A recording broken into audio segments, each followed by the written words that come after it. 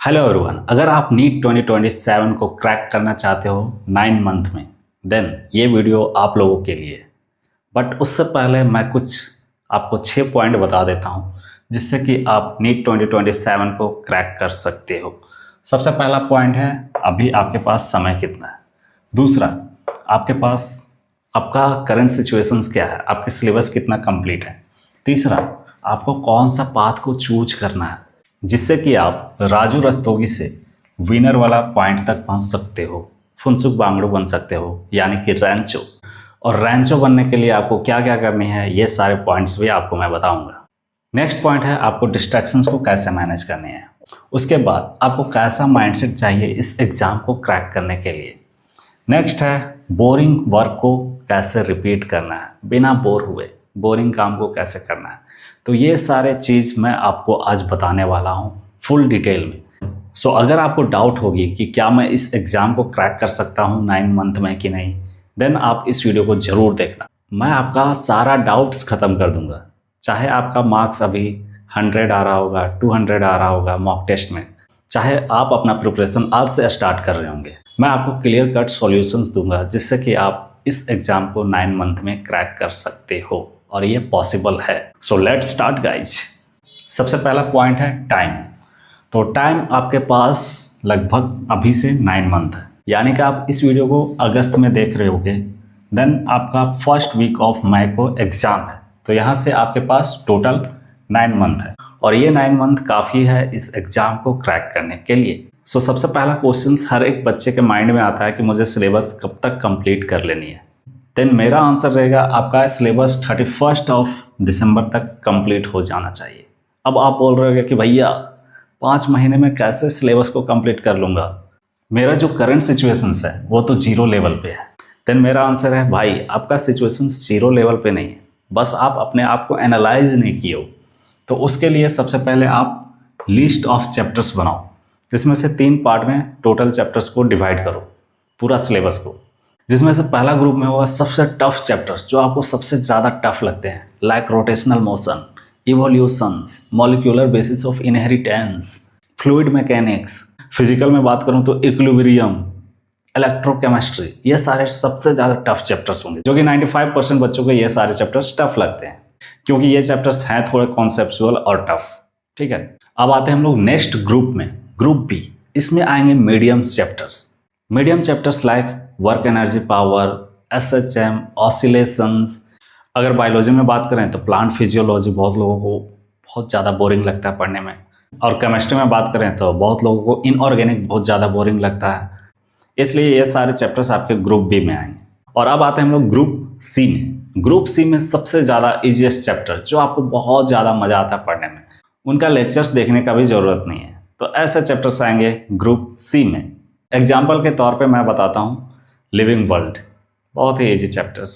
Human reproductions, human health, ये सारे बहुत ही इजी चैप्टर्स हैं, है कि नहीं? मज़ा आता है पढ़ने में, बहुत ज़्यादा इंटरेस्टिंग है। फिजिक्स में बात करें तो units and dimensions, motion in plane, motion in straight line, gravitations, electric current, ये सारे बहुत ही इजी चैप्टर्स हैं जो कि बहुत मज़ेदार लगते हैं पढ़ने में। तो ये सारे चैप्टर्स को इजी वाला कैटेगरी में रखना। तो जितने भी इजी कैटेगरी वाले चैप्टर्स हैं उनका लेक्चर्स मत देखना, अगर आपको ज़रूरत ना हो तो बस ट्राई करना फिजिक्स वाले चैप्टर्स का देख लेना, क्योंकि फिजिक्स थोड़ा कंसेप्चुअल होता है और फिजिक्स को बहुत लोग भूल जाते हैं। सो इसलिए कंसेप्ट को फिर से रिमेंबर करने के लिए, ब्रशअप करने के लिए लेक्चर्स देखने ज़रूरी होते हैं। तो इसलिए लेक्चर्स देख लेना फिजिक्स में और फिजिकल केमिस्ट्री में। ठीक है, तो उम्मीद करते हैं अभी तक आपने 3 ग्रुप का लिस्ट बना लिया होगा, group A, group B, group C. Group A में hard chapters, tough chapters, group B में मीडियम वाले चैप्टर्स, ग्रुप सी में ईजी वाले चैप्टर्स। अब इसका क्या इंपॉर्टेंस है मैं आपको बताता हूँ। सो यहाँ से आपको पता चल गया कि आपका करंट सिचुएशंस क्या है, आपके कितने चैप्टर्स कंप्लीट है, कितने चैप्टर्स इजी हैं। अब आपको क्या करने हैं, तो ग्रुप ए वाले चैप्टर्स जो हैं हार्ड चैप्टर्स, उनका लेक्चर्स देखो। ग्रुप बी वाले चैप्टर्स हैं मीडियम वाले चैप्टर्स, उनका इंपॉर्टेंट टॉपिक्स पर देखो, उनका बस वो टॉपिक्स देख लो जो आपको समझ नहीं आते हैं। इससे आपका समय सेव होगा और आप दिसंबर 31 तक इस सिलेबस को कंप्लीट कर ले जाओगे। यही है एक ट्रिक जिससे कि बहुत सारे ड्रॉपर्स इस एग्ज़ाम को क्रैक कर सकते हैं और बहुत सारे लोग इस एग्ज़ाम को 1 साल में क्रैक करते हैं। बस यही स्ट्रैटेजी वो अपनाते हैं। सो इसके लिए आपको एक काम करनी होगी, आपको लाइव लेक्चर्स नहीं लेने हैं, आपको रिकॉर्डेड लेक्चर्स लेने होंगे। आप लाइव लेक्चर्स के चक्कर में पड़ोगे, आप कोचिंग्स के हिसाब से चलोगे, देन आप दिसंबर तक सिलेबस को कंप्लीट नहीं कर पाओगे। सो इसलिए मैं बोल रहा हूँ ऑनलाइन लेक्चर्स देखना स्टार्ट करो, और वो भी रिकॉर्डेड, जिससे कि आप सिलेबस 31 दिसंबर तक कंप्लीट कर ले जाओ, और 1 जनवरी को आप 2027 भी मना सकते हो, और साथ में ये भी इंजॉय कर सकते हो कि मैंने सिलेबस को कंप्लीट कर ली एक राउंड। और बहुत सारे बच्चे थोड़ा सा डिस्ट्रैक्ट होंगे, इधर उधर होंगे, जिसकी वजह से वो पूरा सिलेबस को नहीं कंप्लीट कर पाएंगे 31 दिसंबर तक। देन आपको क्या करनी है, एक मंथ आपको मैं और देता हूँ, जनवरी आपका लास्ट मंथ होगा सिलेबस कंप्लीट करने के लिए। इसके बाद आपको समय नहीं देनी। फिर मत पूछना कि 90 डेज में कैसे नीट को क्रैक कर सकते हैं। अभी आपके पास समय है, इस समय को यूटिलाइज करो। सो अब हम लोग बात करेंगे कि 1 फरवरी तक लगभग सारे बच्चे का सिलेबस कंप्लीट हो चुका है। अब फरवरी, मार्च, अप्रैल बचता है। ये 3 महीना में बस आपको 3 काम करने हैं, रिवीजन, टेस्ट, मिस्टेक नोटबुक, बस इससे ज़्यादा काम नहीं करने। अगर आप ये 3 काम 3 महीना के लिए करते हो, 90 डेज़ के लिए, देन आपका ऑल इंडिया रैंक 2000 के अंदर आ सकता है।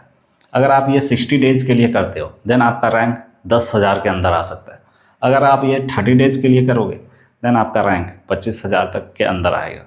सो चूज कर लो कितना दिन आपको रिवीजन करनी है। तो देख रहे हो, आपके पास अभी वो सारा अपॉर्चुनिटी है जिसको आप चाहते हो। अगर आप एम्स में पढ़ना चाहते हो तो एम्स में भी पढ़ सकते हो। अगर आप दिल्ली का कॉलेज में पढ़ना चाहते हो, देन आप वहाँ तक भी पहुँच सकते हो। इसलिए मैं आपको समझा दे रहा हूँ, अभी सच में आपके पास मौका है। इस समय को बर्बाद मत करो, यूटिलाइज करो। आज ही आप अपना काम करना स्टार्ट करो। बट ये 6 पॉइंट को समझाने से पहले मैं आपसे बस एक सवाल पूछूंगा।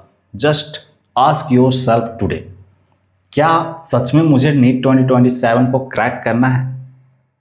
अगर सच में आपका टारगेट है नीट 2027 को क्रैक करना, तभी आप इस वीडियो को देखना, वरना आप स्किप कर सकते हो, अपना कीमती समय कहीं और देना। ठीक है, अगर आपका आंसर यस है, देन मैं आज आपको एक काम करने बोलूँगा, वो है आइडेंटिटी चेंज। आप जब तक अपना आइडेंटिटी चेंज नहीं करोगे, राजू रस्तोगी से फुनसुक बांगड़ू नहीं बनोगे और रैंचो नहीं बनोगे आज के आज, तब तक आप इस एग्ज़ाम को क्रैक नहीं कर पाओगे।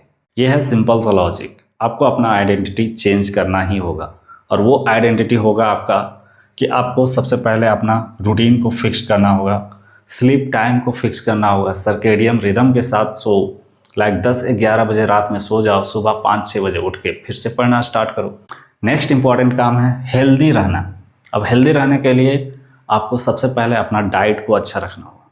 नॉर्मल सा खाना खाओ, ज़्यादा पिज्ज़ा बर्गर फास्ट फूड के चक्कर में मत पड़ो। ठीक है, क्योंकि ये 9 मंथ अगर आप 1 महीना बीमार होने में दे दोगे, देन आपका सिलेबस कंप्लीट नहीं होगा। सिलेबस कंप्लीट नहीं होगा तो रिवीजन कम होगा, रिवीजन कम होगा तो आपका रैंक देख सकते हो किस हिसाब से आएगा। सो इसीलिए मैं बोल रहा हूँ आपको हेल्दी रहना बहुत ज़्यादा ज़रूरी है। आपका समय एक एक दिन बहुत ही कीमती है। हेल्दी रहने के लिए सबसे पहले आप अपना डाइट को अच्छा करो। दूसरा, सुबह सुबह एक्सरसाइज कर सकते हो 15 से 20 मिनट। तीसरा, योगा कर सकते हो, मेडिटेशंस कर सकते हो, डीप ब्रीदिंग कर सकते हो। बस ये 3-4 काम करने हैं, वो भी 20 से 30 मिनट देने हैं। इससे ज़्यादा समय आपको इन सारी चीज़ों में नहीं देने हैं। अगर आप ये 20-30 मिनट इतना डेली करते हो ना, देन वो आपका माइंड को अच्छा से स्टेबल रखेगा, हेल्दी रखेगा, वो आपका बॉडी को फिट रखेगा, जिससे कि आप पूरा दिन में अच्छा से पढ़ाई कर सकते हो अपना 100% एफिशिएंसी के साथ। सो फुनसुक बांगड़ू बनने वाला क्राइटेरिया में अभी और भी चीज़ है। No scrolling, no Instagram, no social media, no TV. ऐसा नहीं होना चाहिए कि आज हम क्रिकेट देख रहे हैं, क्रिकेट का मजा ले रहे हैं, विराट कोहली कैसे छक्का मार रहा है, रोहित शर्मा छक्का मारेगा भाई, रोहित शर्मा का लास्ट वर्ल्ड कप है, देख लेते हैं sports cricket.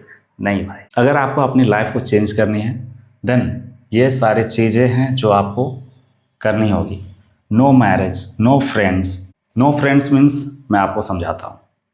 No friends means जिनका माइंडसेट आपसे नहीं मिलता हो, जिस फ्रेंड का गोल आपके जैसा ना हो, जिस फ्रेंड का गोल कुछ होगा ही नहीं कि मुझे बस टाइम पास करना है, गर्लफ्रेंड बनाना है, डिस्ट्रैक्शंस में जाना है, मूवीज़ देखना है, उन सारे दोस्तों से दूर रहो भाई।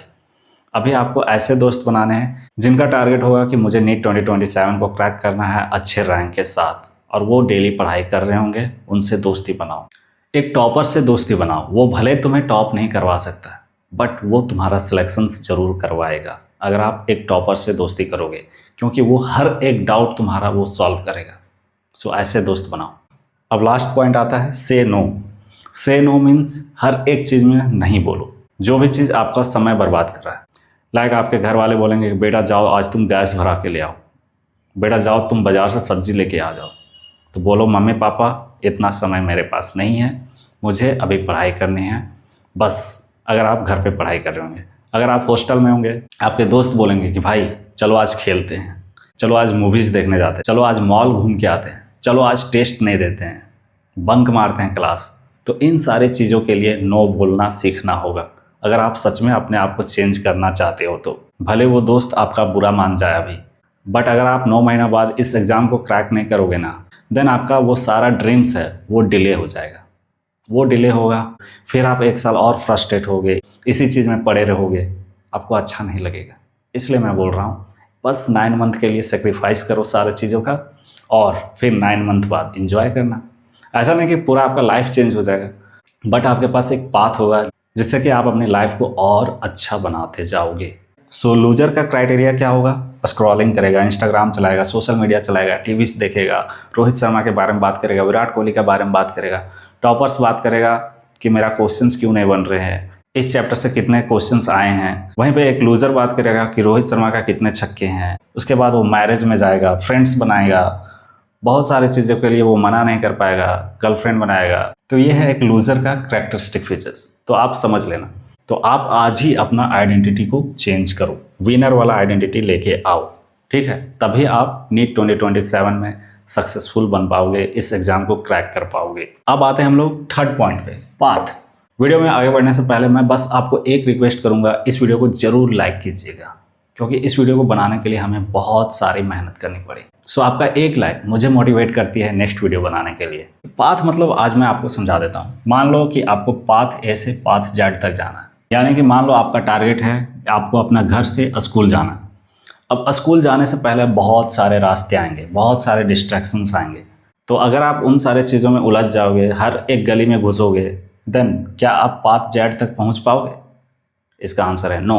सो इसलिए आपके लाइफ में डिस्ट्रैक्शंस आएगी। चलो मूवी देख के आते हैं, चलो गर्लफ्रेंड बनाते हैं, चलो आज आराम करते हैं। तो देख लो हर एक डिस्ट्रैक्शंस पाथ जेड से भटका रही है। अगर आपको पाथ जेड तक जाना है, देन आपको फोकस रह करके कंसिस्टेंसी के साथ मेहनत करनी होगी, तभी जा कर के आप पाथ जेड तक पहुंचोगे। और पाथ जेड का रास्ता बहुत ही सीधा है, इधर उधर घुमा हुआ नहीं। तो अगर आप इधर उधर घूमते रहोगे, देन आप इस जेड वाले टारगेट तक पहुंच ही नहीं पाओगे।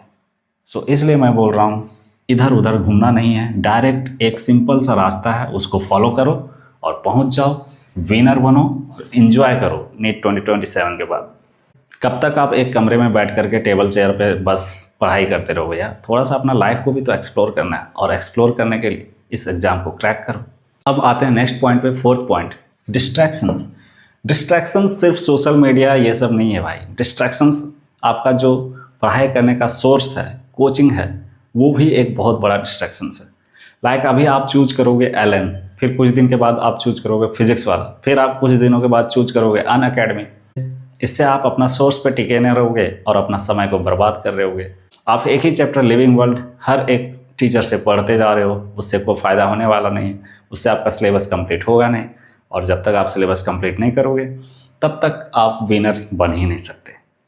सो इसलिए मैं आज बोल देता हूँ, आपको एक सोर्स रखनी है, एक कोचिंग रखनी है, एक बुक रखनी है, और मल्टीपल टाइम्स रिवीजन करनी है। लाइक मैं आपको समझा देता हूँ। फिजिक्स के लिए आपको मॉड्यूल से क्वेश्चन प्रैक्टिस करने हैं, शॉर्ट नोट्स बनाने हैं, फॉर्मूला शीट बनाने हैं।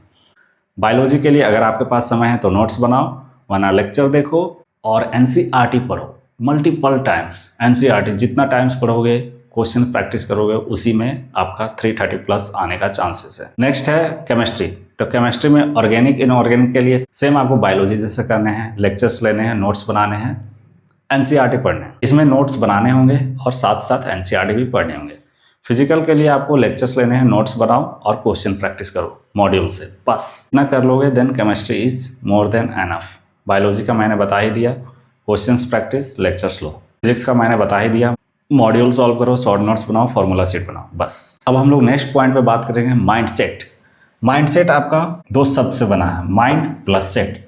माइंड को आपको स्टेबल रखना है, उसके लिए आपको सेट करना होगा, और सेट करने के लिए आपको फिक्स करना होगा, और फिक्स करने के लिए आपका एक गोल होना चाहिए।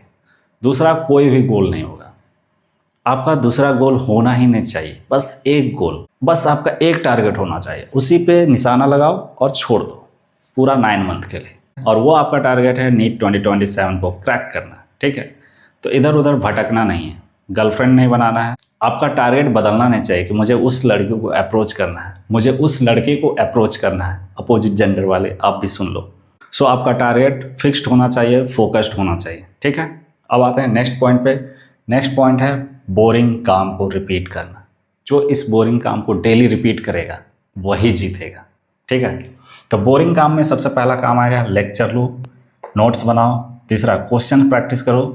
क्वेश्चंस प्रैक्टिस में आपको 1000 MCQ नहीं प्रैक्टिस करने हैं एक चैप्टर से, बस आपको PYQ सॉल्व करने हैं, प्लस में मॉड्यूल से 150 क्वेश्चन कर लो, बस इससे ज़्यादा और कुछ नहीं करनी है। नेक्स्ट है मॉक टेस्ट दो, मॉक टेस्ट का एनालिसिस करो, फिर पूरा चैप्टर्स का रिवीजन करो, और लास्ट में मिस्टेक नोटबुक बनाओ। अगर आप ये 7 काम को हर एक दिन रिपीट करते हो, देन आपको विनर बनने से कोई नहीं रोक सकता। सो दैट्स ऑल, यही थी मेरी स्ट्रैटेजी अपने समय पे। इसी स्ट्रैटेजी को फॉलो करके मैं आज एक गवर्नमेंट मेडिकल कॉलेज में पढ़ रहा हूँ, और आप भी पढ़ सकते हो एक गवर्नमेंट मेडिकल कॉलेज में। बस आप इस चीज़ को अच्छा से फॉलो करना स्टार्ट कर दो आज से। आज ही आप अपना आइडेंटिटी बदलो, राजू रस्तोगी से फुनसुक बागलू, यानी कि रैंचो बनो भाई, रैंचो बनो। जब तक आप रैंचो नहीं बनोगे तब तक आप अपनी लाइफ को चेंज नहीं कर पाओगे। और आपका जो भी डाउट होगा आप कमेंट सेक्शन में ज़रूर लिखना, मैं उस हर एक कमेंट का सॉल्यूशंस प्रोवाइड करूंगा। अगर आपको ये वीडियो पसंद आया है देन इस वीडियो को लाइक करना, बहुत मेहनत से बनाए भाई, ठीक है।